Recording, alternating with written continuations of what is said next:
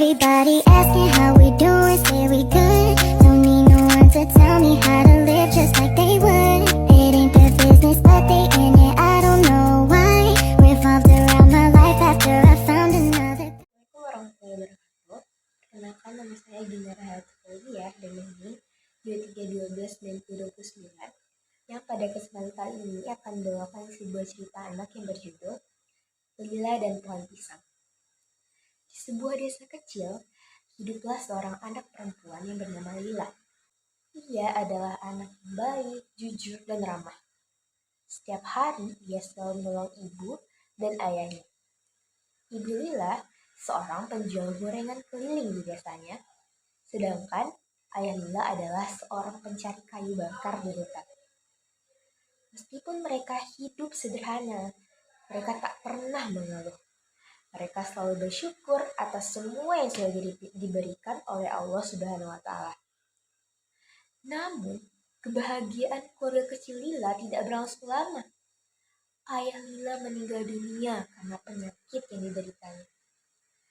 Lila merasa sangat terpukul dengan kepergian ayahnya. Ia sering memandangi wajah ibunya. Terlihat wajah ibu Lila sangat sedih. Namun, beliau berusaha untuk tetap tabah dan ikhlas atas kepergian suaminya. Sehingga Lila pun bertekad untuk selalu membahagiakan ibunya.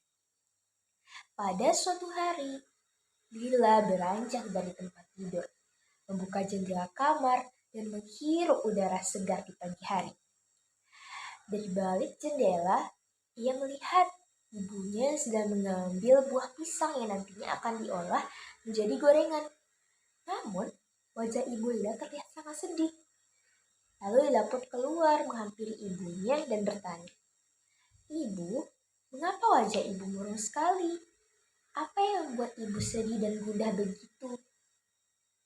Lalu ibunya menjawab, "Pisang-pisang ini terserang hama, Nak, sehingga pisang-pisang ini tidak bisa ibu olah untuk dijadikan gorengan.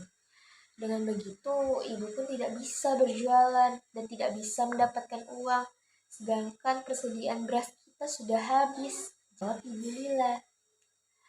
Mendengar penjelasan ibunya, Lila juga ikut sedih. Ia pun mulai berpikir bagaimana cara untuk membantu ibunya. Kemudian di pagi hari berikutnya, Lila berpamitan kepada ibunya untuk pergi mencari kayu bakar ke hutan. Dari kecil, Lila memang sudah terbiasa menemani ayahnya untuk mencari kayu bakar. Namun, setelah kepergian ayahnya, Lila harus berani pergi sendiri.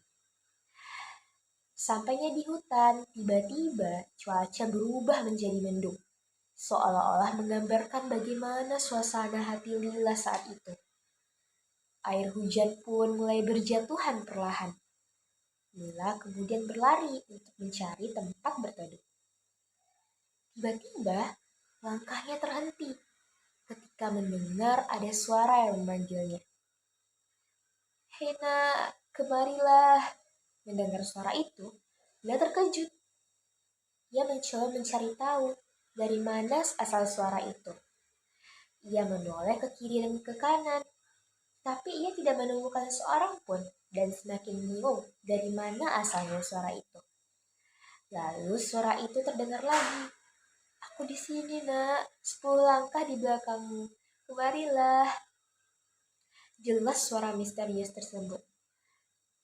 Lila pun bergegas menoleh ke belakang dan berjalan 10 langkah. Ia pun mendapati sebatang pohon pisang yang berbuah sangat lebat dan juga memiliki daun yang lebar-lebar. "Berteduhlah di bawahku, Nak," kata pohon pisang memanggil Lila untuk berteduh di bawah daunnya sambil melambai-lambaikan daunnya yang lebar-lebar itu. Tanpa berpikir panjang, Lila duduk di bawah salah satu daun pohon pisang untuk berteduh. Pohon pisang berkata, "Apa yang membuatmu datang ke hutan ini seorang diri, Nak?" tanya pohon pisang. "Aku ingin mencari kayu bakar agar bisa dijual dan menghasilkan uang. Aku sangat ingin ikut membantu ibuku untuk mencari uang karena pisang-pisang di halaman rumahku terserang hama, sehingga ibuku tidak bisa berjualan gorengan seperti biasanya." Jawab Lila. Mendengar jawaban Lila, pohon pisang merasa iba dan berkata, "Ambillah buah di batangku ini, bawalah pulang, dan berikan pada ibumu," ujar pohon pisang sambil tersenyum. "Lalu bagaimana jika buah-buahmu ini habis?" tanya Lila. Pohon pisang pun menjawab, "Tenanglah, buah pisang di badanku ini akan selalu tumbuh, tidak akan pernah habis." Lila pun merasa sangat senang. Ia segera mengambil buah pisang itu satu persatu dan membawanya pulang ke rumah agar bisa diolah menjadi gorengan oleh ibunya nanti. Sesampainya di rumah, Ibu Lila terlihat bahagia karena bisa berjualan gorengan kembali dan juga bisa mendapatkan uang. Sejak hari itu, Lila dan ibunya selalu mengambil buah pisang di hutan hampir setiap hari. Namun, karena Ibu Lila merasa letih harus bolak-balik ke dalam hutan untuk mengambil buah pisang, Ibu Lila pun memutuskan untuk memindahkan pohon pisang tersebut ke halaman rumahnya. Tetapi ketika hendak memindahkan, pohon pisang itu pun berkata, "Kamu boleh mengambil buahku setiap hari, tapi jangan pindahkan aku. Tempatku adalah di sini," ujar pohon pisang. Namun, Ibu Lila tidak menghiraukan perkataan pohon pisang dan akhirnya pohon pisang sudah berpindah ke halaman rumah Lila. Hari demi hari pun berlalu. Pohon pisang tidak lagi berbuah seperti biasanya. Lila dan ibunya mencoba memberikan pupuk agar pohon pisang kembali berbuah lebat.